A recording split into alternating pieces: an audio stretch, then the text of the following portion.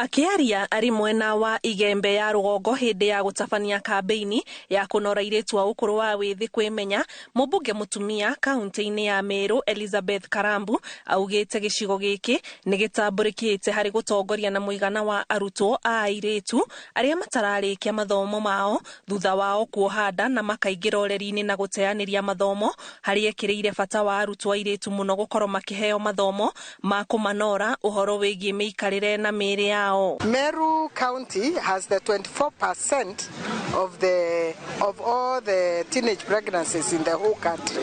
So you can see how they need the awareness so seriously for them to not get married early, and more because they get married after they are through with class 8 or class 7.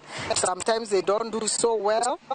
So after that they feel helpless. So the only left for them is just an early marriage. And even their parents sometimes are very poor because they want the dowry, so they sell off their girls. Ihoya ria Mũmbunge uyu kuri thirikari ni mawatho maria mohithagia aria manyitikana na mahitia ma kuohithia ndairetu matakinyitie miaka 18 mamurikwo niguo aria magera ngero ici magatungio iherithia iritũ. You know, I wish they could even be taken for life imprisonment because it's a criminal case. That's criminal, and I've realized here in Meru most of the defilements are incest.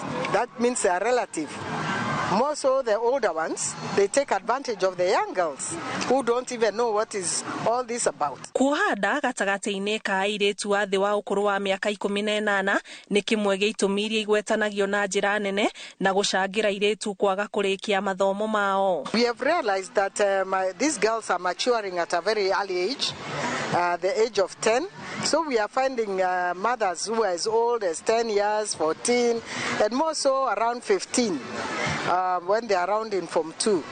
So that was the urgency. Ngiribotera Inoro TV, njĩtagwo Ani Ngigĩ wa Nyamu.